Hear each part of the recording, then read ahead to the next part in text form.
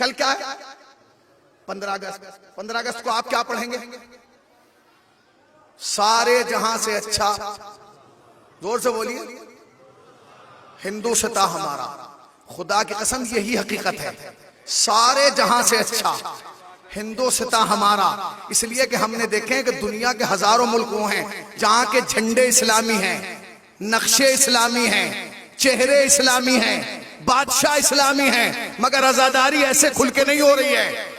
मगर यहां का महात्मा गांधी भी ये कहता हुआ नजर आता है कि अगर मैंने दरसे इनकलाब लिया तो हुसैन से लिया, हुसैन से लिया। हुसैन का एक खास रिश्ता है हिंदुस्तान से। जब इमाम हुसैन मदीने से निकले हैं, मक्के पहुंचे, और मक्के से जब निकल रहे हैं तो अब रोक दिया गया। अब जब इमाम हुसैन को रोका तो इमाम हुसैन ने कहा कि तुम मुझे अगर अरब की धरती पर रहने नहीं देना चाहते तो मुझे इजाजत दे दो, मैं हिंदुस्तान चला जाऊंगा। ये रिवायत है, ये रिवायत है, आपने सुनी है बचपन से। हिंदुस्तान क्यों भाई? इमाम हुसैन ये नहीं कह सकते थे मुझे चीन जाने दो? कह सकते थे, जापान जाने दो, अमेरिका जाने दो, यूरोप जाने दो। यही क्यों कहा? ये एक सवाल ऐसा था जो मुझसे मुंबई में एक हुसैनी ब्राह्मण ने किया कि हुसैनी साहब आप ये बताइए कि हुसैन तो मालिक कायनात थे, जानशीन रसूल थे, दुनिया में जहां चाहते चले जाते, आखिर उन्होंने हिंदुस्तान ही आने का क्यों जिक्र किया? अच्छा, वो दत्त फैमिली से, मशहूर फैमिली है वो, मैं यहां से नाम नहीं लेना चाहता, अभी नाम लूंगा सब कहेंगे कि जो उनका नाम मिंबर से ले दिया। मगर अच्छी बात किसी ने भी कही हो वो बयान करनी चाहिए। तो उन्होंने मुझसे पूछा कि मौलाना आखिर ये बताइए कि ये इमाम हुसैन ने हिंदुस्तान ही आने का प्रोग्राम क्यों बनाया? मैंने कहा भाई मुझे नहीं पता, आप बताइए। कहेंगे नहीं नहीं, मैंने कहा नहीं मुझे नहीं पता, मैंने नहीं पढ़ा तारीख में। तो उन्होंने मुझे एक बात बताई, कहेंगे सुनिए, जो ईरान का बादशाह था वो पारसी था, उसकी 2 बेटियां थी, एक बड़ी एक छोटी। बड़ी का नाम था मेहरबानो, छोटी का नाम था शहरबानो।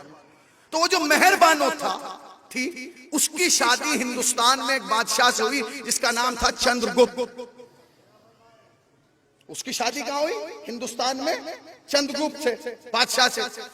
और वो जो छोटी बहन थी उसकी शादी हुई इमाम हुसैन से जिसका नाम था शहरबानो। और किया आपने? कितना पुराना रिश्ता है हिंदुस्तान का और हुसैन का, देखा आपने कितना पुराना रिश्ता है। हो गई शादी। जब इमाम हुसैन को मदीने से निकलना पड़ा तो इमाम हुसैन ने बहुत सारे लोगों के लिए खत लिखे। हमने तो एक ही खत सुनाया ना कल जनाब हबीब का। सारे खत मौला इमाम हुसैन ने खुद लिखे, मगर एक खत सैयद सज्जाद ने लिखा। वो किसको लिखा? वो चंद्रगुप्त के बेटे के नाम लिखा। वो कौन था? वो जनाबे, क्या हुआ भाई, क्योंकि जनाबे सैयद सज्जाद हैं शहरबानों के बेटे। अब जो मेहरबानों का बेटा होगा वो आपस में क्या होगा? भाई हो गए हैं? क्या हुए भाई? तो उन्होंने उसके नाम, जो तारीख में उन्होंने नाम बताया, जो मेरे जहन में शायद समंदरगुप्त कुछ करके ऐसा नाम है, हाँ समंदरगुप्त नाम से उसको याद किया गया, खत लिखा गया। वो उस वक्त यहाँ बादशाह था। तो इमाम सज्जाद ने उसे लिखा कि हम मदीना निकल छोड़ के इराक की तरफ जा रहे हैं और शायद मुश्किल है अब हमारा वापस आना, लिहाजा हमारी मदद के लिए तुम चले आओ। तो उसने फौरन यहां से एक लश्कर तैयार किया और तैयार करने के लिए इराक रवाना कर दिया। अब ये जो मुझे वाकया सुना रहे थे ये थे दत्त फैमिली के। उन्होंने जो पूरा वाकया सुनाया उसकी वजह क्या थी वो सुन लीजिए। वो कहने लगे कि वो खुद तो गया नहीं, उन्होंने एक काफिला बना के, एक लश्कर बना के वहां भेजा। जिस इंसान को उस लश्कर का सरदार बनाया उसका नाम था राहिब दत्त। उसका नाम क्या था? राहिब दत्त। वो वहां जब पहुंचे, जिस वक्त कूफे में पहुंचे, उस वक्त इमाम हुसैन शहीद हो चुके थे। अब जब इमाम हुसैन शहीद हो चुके, ये गैरतदार कौम थी जो दत्त थी, इन्हें पता चला कि इमाम हुसैन शहीद हो गए, तो उन्होंने कहा हमारे तो आने का कोई फायदा नहीं, इसलिए कि जिसे हम बचाने आए वही खत्म हो गया। तो इन्होंने अपनी तलवारें निकाली और अपनी गर्दनों पर रख ली।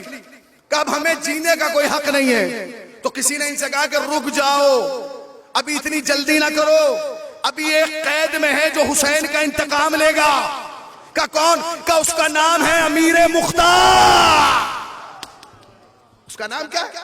अमीर मुख्तार।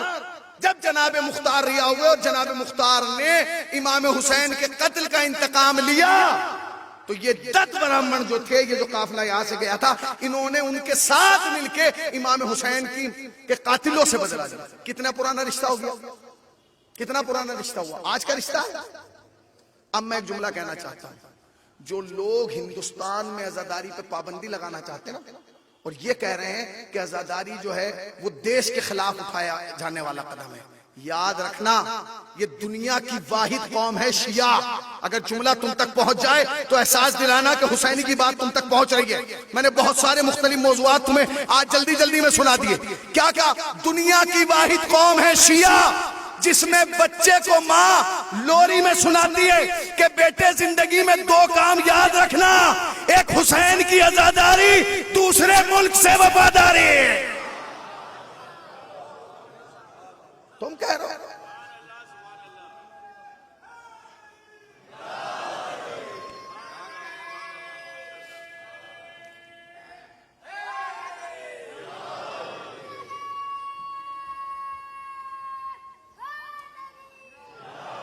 हिंदुस्तान दुनिया का वो, दुनिया में आप कहीं भी जाएंगे आपको आजादारी करते हुए सिर्फ शिया नजर आएंगे, ज्यादा से ज्यादा हमारे बरादरान अहले सुन्नत। मगर हिंदुस्तान, पाकिस्तान और बांग्लादेश तो मैं खुद देख रहा हूं, ऐसा मुल्क है कि जहां मजलिसों में बरादरान हिंदू भी तशरीफ लाते हैं, और जितने इमाम बारगाह हिंदुस्तान में है, खुदा की कसम कहीं नहीं है।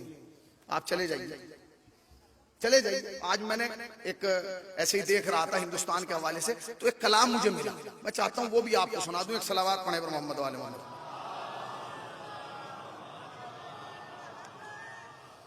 सुनिए अब जरा शेर, मुमताज भाई शेर सुनिए। बस एक ऐसा मुल्क है सारे जहान में, बस एक ऐसा मुल्क है सारे जहान में, जिसकी सना मिलेगी हमें हर जबान में। सना समझ गए? तारीफ, जिसकी सना मिलेगी हमें हर जबान में। जिन खूबियों का नाम नहीं आसमान में, वो खूबियां तमाम हैं हिंदुस्तान में। जिन खूबियों का नाम नहीं आसमान में, वो खूबियां तमाम हैं हिंदुस्तान में। आवाज या हुसैन की सारी फिजा में है, आवाज या हुसैन की सारी फिजा में है। मातम की घनगरज इसी आबो हवा में है, मातम की घनगरज इसी आबो हवा में है। अब शेर सुनिएगा, जिनको तारीख याद है जन्नतुल बकी की वो सुन लें। वो कहते हैं, फैसल जो बादशाह था कातिल उसूल का, फैसल जो बादशाह था कातिल उसूल का। सऊदिया समझ गए ना, जिसने जनाब जहरा की कब्र गिराई उसका नाम फैसल था। वो कहते हैं, फैसल जो बादशाह था कातिल उसूल का, फूलों के रास्ते में था काटा बबूल का, दुश्मन था वो रसूल का आले रसूल का। पूछो कि क्यों गिरा दिया रोजा बुतूल का, पूछो तो क्यों गिरा दिया रोजा बुतूल का। आखिरी 2 मिसरे, इतनी जगह नहीं है सऊदी जहान में जितने इमाम बारे हैं हिंदुस्तान में।